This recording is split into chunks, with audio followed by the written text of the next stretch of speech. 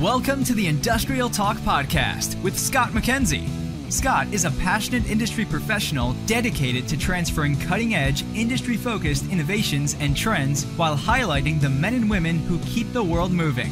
So put on your hard hat, grab your work boots, and let's go. All right, coffee in hand.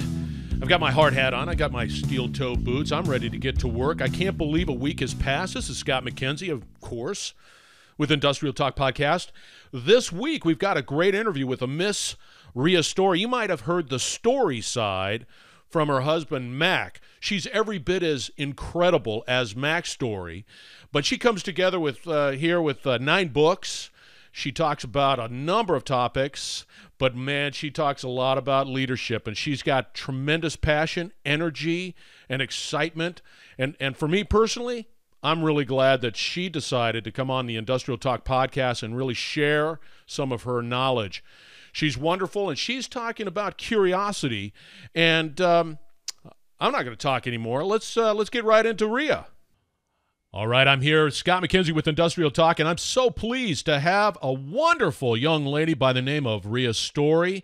She is going to be talking a lot about leadership, and one area that I am very curious about is curiosity. And Ria, thank you very much for joining the Industrial Talk Podcast. I'm glad that you are here. Talk to me. What are you all about, Ria? Oh, good morning, Scott. I am so glad to be here. Thank you. The pleasure's all mine, most definitely. You get to talk, I get to listen, and I get to learn. That works pretty good. It is. It's the best case scenario. You know what I love is Larry King had a great quote. It said, I learned a long time ago that I don't learn anything when I'm talking. And that was impactful for me. I was like, man, I got to learn how to get other people talking so that I can learn Yeah, more but you make a living talking. I know. But that's cool. why I really love to talk about curiosity and leadership, because I learned that we can increase our influence or our leadership with other people when we are curious. So I'm excited to be talking about that today. Now, let me ask you something. Give us a little 411 for you older people. You know what 411 means. For you younger people, that just means information. And you know, give us your information about who you are, Ria. Sure. My husband and I both are motivational speakers. Which is incredible. Mac is incredible. We talk about that you really have to not just love someone. When you live and work with someone 24/7, you have to like them because you spend a lot of time together. But we are very blessed, very blessed. He is a great young man, and in fact, he was on the Industrial Talk Podcast the last time, and it was a great conversation. So you're published just like he is. Talk to me a little bit about that. Sure. I have 9 books on leadership and resilience topics. And the one, what I call my book Leadership Gems is it's my most recent book, but I talk about this book because it's the one that the things that I wish I had known early in my career. The 30 characteristics or the 30 tips, if you will, on, gosh, if I had known these gems of wisdom early in my career, certainly would have been different and much easier, much better. So I learned the hard way, but I'm excited to be passing on what I've learned. Now, of course, I'm going to get a copy of that book, and that's a shameless plug in some way, shape, or form, because I want to know those 30 gems as well. Now, I believe you talk about curiosity and a little bit about that. Is that part of the gems? It is. It's one of the gems in this book. One of the 30 characteristics or the 30 gems of wisdom, if you will. So much of the time we think about, or you've even heard, curiosity killed the cat, and so it's interesting that as adults we almost teach people, or we almost look down on people who are curious and saying, curiosity killed the cat. But as if you have children, or if you've ever seen children growing up, they're always curious about everything because curiosity helps them grow. It helps them learn. It helps them learn the wrong things and the right things and what doesn't work. Like that pot is hot. Don't touch it. Oh, you touched it. It's hot. It's hot. But that's an important lesson for later on when mom says don't do something, there's a reason why. So I think curiosity is one of those valuable skills that helps us learn and continue to grow and improve over life. Because I don't know about you, Scott, but I know I don't know everything. And having decided that I don't know everything, I'm on a mission to learn more because there's so much out there about how we can do things better in life. Now we're going to expand upon. I'm once again I'm intrigued, and I'm going to try to whittle down some of the gems, and I'm going to let you decide the three items, or shall we say, the three gems that we want to expand upon a little bit. But as we talk about curiosity and we look at it from a business point of view in the industrial space, are you saying, not to feed you with words, but are you saying that in an environment, in a work environment, the curiosity is a valuable quality to have in that organization? Absolutely. The successful leader or the successful individual is curious, and here's why. Um, Leadership is influence, as John Maxwell defines it. And each one of us, whether we are the boss in that organization or just an employee, each one of us has influence in the organization. And every one of us wants more influence. I mean, how many of us wanted influence over our boss because they determine in some part our destiny. We want influence with our coworkers. On an individual level, we want influence with our spouse, with our kids, with our friends. So we all want influence. Curiosity is one of the things that helps us increase our influence because, again, it helps us grow and it leads to creative thinking. So, three things about curiosity, or four. I'm going to throw in a bonus one there. Number one, number one, it increases influence with others because when you're curious about someone, you're increasing your influence. You're telling them, number one, I'm willing to learn from you. Number two, I'm willing to learn about you. And all of us like to feel valued. So when we know someone is interested in learning from us and about us, that gives us more influence. How do you just I'm going to interrupt here. How Sure. do you deal with the cultural norms that exist within organizations that curiosity is not perceived as a positive, but as a negative and leave me alone type thing? How do you deal with that? That's a great question. I talk about leadership and influence as both an art and a science because it's a science. It's a science because there are leadership and influence principles that we can apply, and they will be successful when we apply them correctly. But it's an art because you're dealing with people as well, right? And people are dynamic, they're always changing.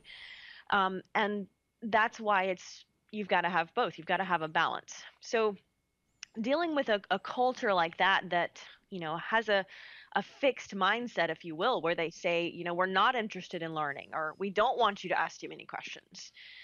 As the individual, if you're an individual on a team member level, you can continue to be curious, but you have to be careful about it because you want to do it in a way that builds trust and leads to deposits with people.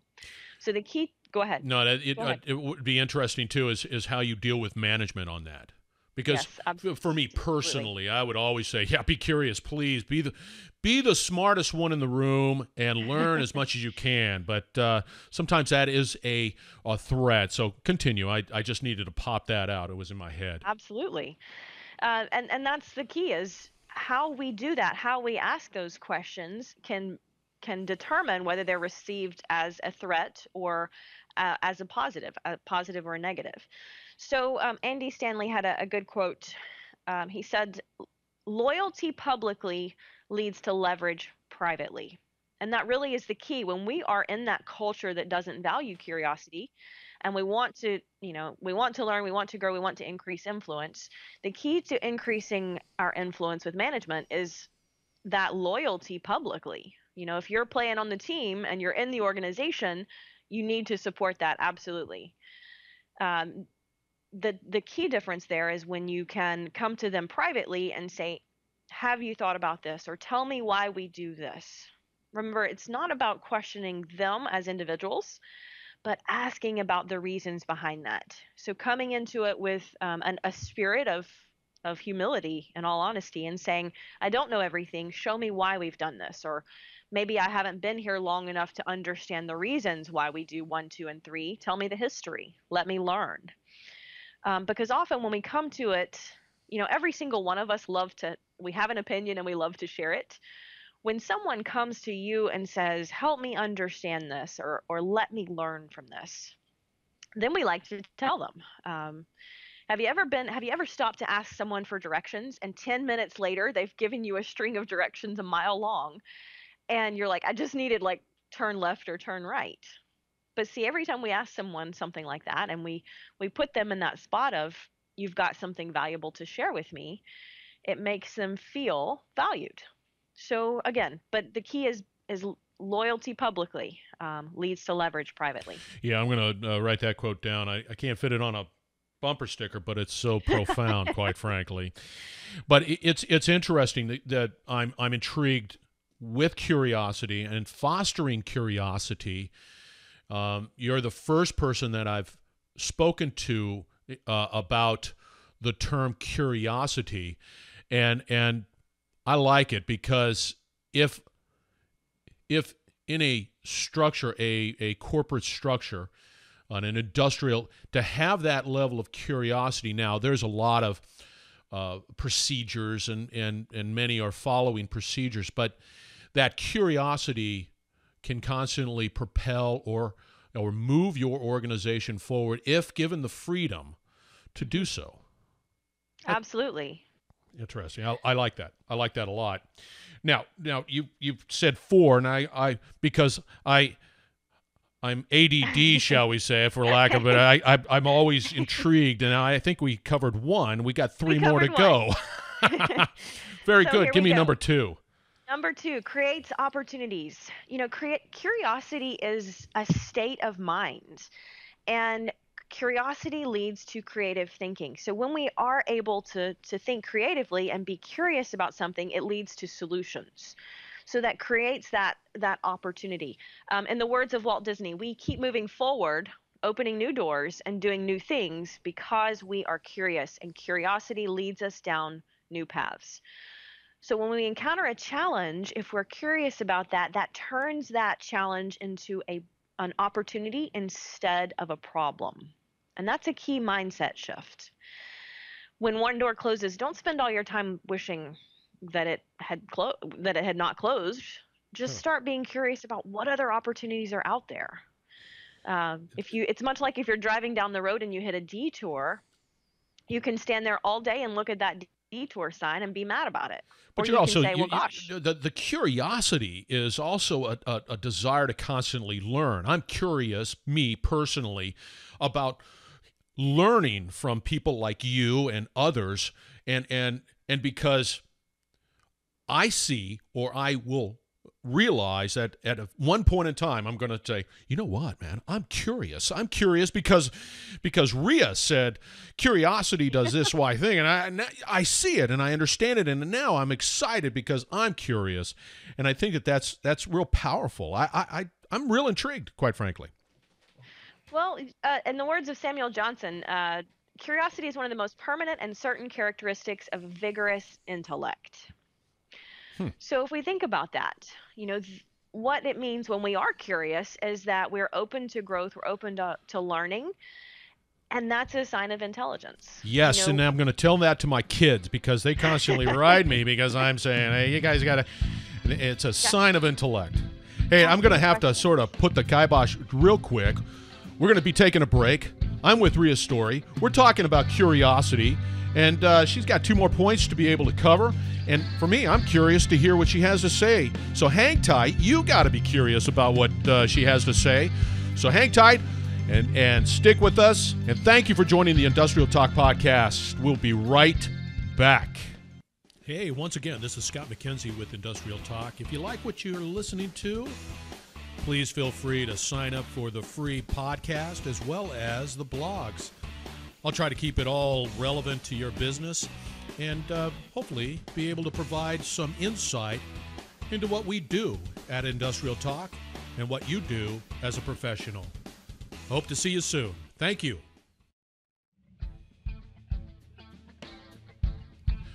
We are back. Thank you very much for joining the Industrial Talk Podcast. Once Once again, I'm with Ria Story. She's a published author. She's got a book called 30 Gems, things that she wished she knew, but now she's put it in a book, and we all know it now. And we've covered 2 points, and we've got 2 more points to cover on curiosity. And of course, you've got to get this book, and you've got to read it, because I'm sure we're just covering 1 out of 30, and look at that, man. We're just constantly going. So, Ria, we've talked about 2 points, influences, and creating opportunities. Talk to me about number 3 right now. Absolutely, Scott. The third thing about curiosity is it stimulates growth. Because when you are curious about something, you're growing, you're learning, you're discovering. William Arthur Ward said, curiosity is the wick and the candle of learning, because curiosity allows you to ask those deep questions and to really think through a situation, think about the answers, paying attention to what is going around you, and then seeking the causes. Why is this happening? Why is this going on? What can I do about it? And that's the key. So when we get curious, it stimulates growth, and it helps you stimulate the growth of others, because all of our growth occurs outside the comfort zone. So when we start to get curious instead of complacent, we are outside the comfort zone. We're growing and we're learning, and we've got to be comfortable with that. It almost creates a tension, because think about when you learn to drive a car, right?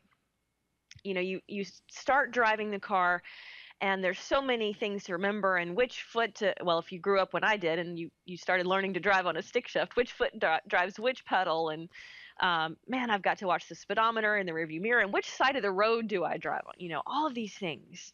And you're nervous and you're tense, or you're excited and fired up, and maybe some of both. But then you've been driving now, and think about how many times you've driven home from work and you can't remember who drove. You get home and you're like, man, I don't even remember the drive. You've gotten so comfortable with that. You're not learning anything, but you're also not growing or not improving in that skill. You've already mastered it. Now, there's nothing wrong with that. It's just a sign that it's time to move on and learn something new. How do you foster that desire? You've got a couple of elements of growth, that of course, that personal side, and a desire to learn and grow and be curious about learning. And then the other side of an organization, which is a quasi entity, shall we say, and fostering a desire to grow within that organization. How do you take, I mean, we understand and we know that organizations are typically, I do this, I do that, and then I call it quits, and I go home, and I come back, and I do it again, and I'm very routine when it comes to my work. Mm. How do you foster that within how do you foster growth, curiosity within your organization, if you can? I think it comes down to an individual level. If you are the leader or the manager or the boss, you can foster curiosity by leading effectively with questions instead of giving everyone directions. So if you're at the top, it's a difference between telling people what to do and leading them with questions to help them develop and help them think through. So I'll give you an example. I had a fairly small team at a hospital I was working at, and we were working on a process improvement event, or a Kaizen. You've probably heard the term Kaizen event. And it was a value stream map. And we brought the whole team together, and we spent 2 days working on this value stream map and trying to improve a process that every single one of us touched. And not just every single one of us in the department, but people across the organization had a piece of the process as well. So we had brought all of the people together, and we were looking at it and digging into it. And someone asked a question. She came to me and said, why do we handle this a certain way? And it was just a paper process where we were keeping up with records and funneling them through. So, but she came to me and she was, she just had a question about, why do we do this? And at that moment, that's an opportunity for me to either say, I didn't know, as it turns out. So it was an opportunity for me to say, it doesn't matter, let's just move on. Not important piece of information. Or it's an opportunity to say, I don't know. Why don't you go find out? And then we'll all know, why do we do this? Because at the end of the day, we oftentimes at work, we get comfortable of just saying we've always done it this way. We forget to think about there was a reason at some point why we did that. And a lot of times, especially in an organization that's growing and through the years changing, what once worked or what once was effective or what once was the right way to do something may have changed. Now, as it turns out, when she went to find out why we had done that historically over the years, she came back and she said, we've always done it this way, and here's why. She said, but that person no longer needs this because of it was a regulation we had, gone around, wanted to make sure we were documenting appropriately so we could meet that regulation. She said, but the regulation has changed, and now we don't really have to do this. So we're able to just cut out that waste in that process by stopping and saying why. Why should we? Why have we done this, and should we continue to do this? I got to tell you, one of the biggest challenges that I would see bosses, if you're listening, bosses, is to be able to create an environment of curiosity, because we do. We just it's a challenging environment, Ria, where we are just creatures of habit to a certain extent, and many, and I mean many, avoid conflict, avoid change, and the ability to be able to just say, this is my job, this is my role, this is my process. And what you're saying, and what I hear you saying, is that we're not unlocking gems. We're not unlocking the opportunity to be able to find better solutions, efficient solutions, whatever it might be, because we're locked in, and bosses, whoever's listening, to unlock that curiosity can transform not just the individual, because that's what we're all about too, but that organization and then that company, and compel that organization into different areas and opportunities and possibly more revenue and whatever the drivers might be. Is that a sort of a synopsis of that? Absolutely, Scott. And that brings us to number 4. Curiosity solves problems. Yes.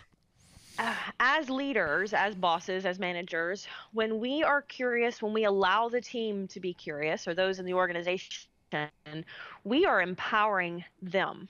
And when we empower them, we are tapping into their potential, their resource. It's the synergy of having multiple people looking at a solution and coming up with a solution when you look at a problem, rather than putting out the fire. It's let's empower the team, and let's draw on the resources of the potential of our most valuable asset, our people. Because the highly effective leader, or the very successful leader, boss, manager, will always know that, number one, they don't know everything. And you would hope that, because I think that there is a general pressure that because I'm a director, manager, whatever it might be, I am the last best hope for making the right decision for the company, and I got to tell you, that's a difficult position to be in, and so I go ahead. Once again, now that could be a whole nother conversation, Scott. Authenticity as a leader, and why it's important. But we do feel pressured to always have the answers, always have the solutions. But when we're able to ask questions, we are developing our employees and our associates, and we're drawing on them, but we're long-term developing them to decide things on their own and make decisions, so that we can take vacation, or we can step away for a few days.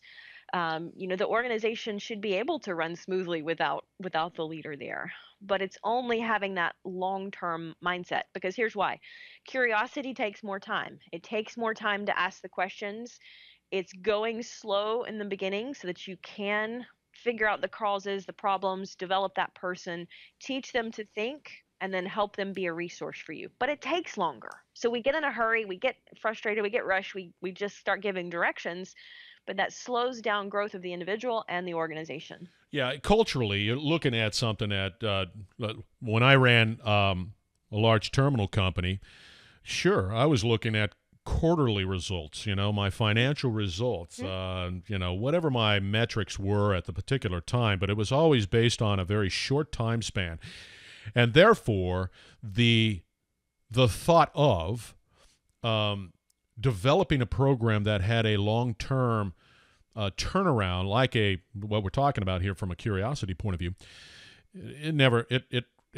you just deal with problems today, and it was always whatever it is, and I'll tell you, that's a challenge. And I'll tell you one thing else, as I constantly tell, it seems like, but it's it's that let's say I embrace it, and then I start to implement it, and I am the director of this organization, and then lo and behold, I get another opportunity, and I go some other place, and then somebody else comes in, and then whoop, boom, you're back to sort of command and control type of mindset. So I love it. I love it. I think this is great stuff. And it absolutely is. It is great stuff. And when we realize how powerful and effective it can be, it's like you can't go back. But it's much like taking care of our health, because, we can exercise regularly, we can take care of our health, or we certainly will face a crisis. Organizations are the same way. We can regularly take care of it, develop our people, develop our organization, or sooner or later there will be some crisis. And it's taking away time to develop that long-term growth, or be intentional about that will help you solve the crisis of the future without them ever showing up. Difficult to do. It's very simple, but it's not easy, but it can be done. Yeah, but you got to have that commitment too, that desire to do so. Let me ask you this. This is sort of off topic right now, but to a certain extent.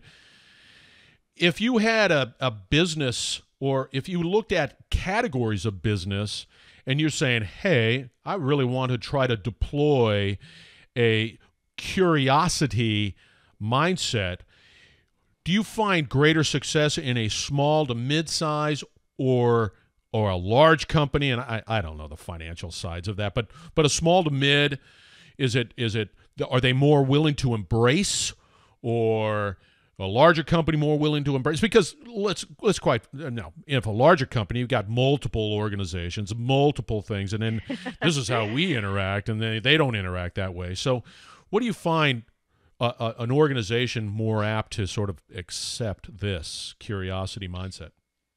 I don't think the size of the organization is important, and here's why. The culture of the organization is determined by the level of leadership and the values of that organization. So if they're a large and growing organization that values growth or curiosity as one of their values, if they embrace that, it doesn't matter if they've got 10 people or 1,000. If that's their culture, and it starts at the top and goes all the way to the bottom, the more numbers of people you have, the more people you might have resistant or accepting, but the percentage probably is going to be much heavier weighted toward positive acceptance if the leadership values that. Oh yeah, absolutely. It is a top. Yeah, it is. It's just if I'm the head honcho and I said this is what we're going to do, then embracing it is much greater at the time. Yeah, absolutely. I was working with a client a few weeks ago, and it was the top leaders globally around the world, and they'd coming together for their quarterly leadership retreat, and they come from all over the world, Thailand, Australia, and they all flew to California, and they wanted to do a session on resilience, and they invited me to come in and present to their leadership team. But what was interesting is that the leaders of this organization were, and a global organization at that, a very large organization, but they have a mindset of curiosity and being willing to learn. And they were specifically interested on resilience and how to help their employees be more resilient. But they realized that it starts with them at the top, because as leaders, they're setting the tone for the rest of the organization. Yeah, hold that thought. You're absolutely spot on. Industrial Talk is talking to Ria Story. She's got a book out.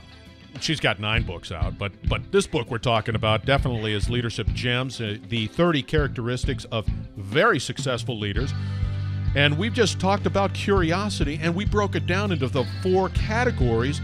And I'm just excited that she's even here talking to us. She's brilliant. And so hang tight. We're going to take a break, and we'll be right back. Hi, this is Scott McKenzie with Industrial Talk. I like to learn, and I like to have fun. And when I can put them both together, learning and having fun, well, that's a match made in heaven. That's why I put together a drawing for Louisiana Fish Excursion, as well as the 2018 Mardi Gras once-in-a-lifetime event. You can find more about this information, about this two wonderful opportunities at the Industrial Talk website at industrialtalk.com. Welcome back to the Industrial Talk Podcast. We are with Ria Story, noted author, speaker. We are talking about the 30 gems of leadership, and I'm looking at the notes here, very successful leaders.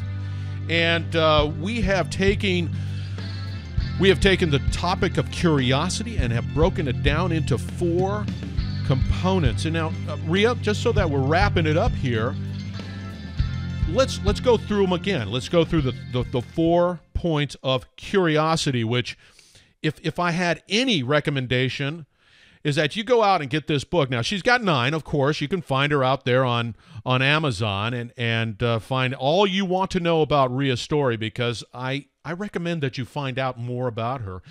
But we're talking about curiosity. Ria, let's just summarize those 4 components associated with curiosity. Sure, Scott, that's a great question. So the 4 things about curiosity, or the 4 reasons to embrace curiosity. Number 1, curiosity increases our influence with others. And we all want more influence. Think of any time in life when you were mad or upset, frustrated, it's because you needed more influence. So curiosity increases influence. Number 2, curiosity increases or creates our opportunities. And it's that mindset shift of looking at a challenge as an opportunity instead of just as a problem. Mm-hmm. Number 3, curiosity stimulates our growth. And growth is where we see life gets better, whether it's at work or at home. When we're growing, we see that life is changing, but it's curiosity stimulates that growth. And then number 4, curiosity solves problems, because, again, it's looking for the solution and figuring things out. Why does this work? Why does this not work? Curiosity will help you solve the problem rather than just saying, well, something bad happened, now I got to deal with it. Yeah, and I got to tell you, man, I keep on getting stuck on organizations and people or decision makers, and of course, I would embrace. Well, I do embrace this all day long, and I encourage the people who work for my other company to do so as well. But I'm going to take it the next level, and I'm going to really try to push on the elements of curiosity. But I've got to say that people who are running those organizations need to embrace this. You don't have to be the individual with all the answers, because that's virtually impossible, and don't try to be, because that'll set you up for some pretty significant failure. Because I guarantee you, and just like your husband sort of touched upon, is that these frontline individuals, these people who are in your organization, they know what the solution is if you're giving them the opportunity to be curious, because they, just by virtue of doing their work, they want to do it better, and they want to do it more efficiently, and all that good stuff. So your answers are out there. You just need to be open for it. Mm-hmm. That's a good point, because they're so much closer to the problem. So as leaders, we have that almost a fear or pressure that we need to have all the answers, we need to have all the solutions, or that's why I'm the leader. But leadership is about helping. For the leadership from the organizational perspective is helping reach the organizational goals. And we can do that more effectively when we are willing to be curious and listen to all of the information. More information helps us be more effective as leaders, and curiosity helps us get more information. That's why it's so powerful. Learning to ask effective questions, and then the question behind the next question and the next question, will help you go a long way, both as an individual and an organization. Well, I've just got to say thank you for being on the Industrial Talk podcast, and I wrote down effective questions because that's real important too as well. So I've got it down noted here on my little handy dandy notepad. But really appreciate you being on the show, Ria. Really appreciate sharing with us those elements of curiosity. And for anybody who's listening out there, you need to get this book, and you need to look for the other books on from Ria, because I got to tell you, man, she's sharing some great stuff, and I think that what she is sharing and what she has realized and I think can compel your organization and your professional career to the next level. If you are a student of learning, she is somebody that you need to follow out there, because she is also just passionate about you, the individual, the leader, the one that wants to make themselves better. Follow her. Ria, thank you very much for being on the show, and I wish you the very best. And you got to come on back, because this is not stopping, because there's a lot of good stuff. Well, thank you, Scott. It's just been my privilege to be here, and thank you for what you're doing with Industrial Talk. I know you are a resource for the industry, so thank you for what you do. Awesome. That's right. Hang tight, guys, and we're going to close this show out. Thank you very much for joining the Industrial Talk podcast, and thank you to Ria Story for her inspiring words. Boy, I'll tell you, that was a great interview, and I'm really glad that everybody was with us.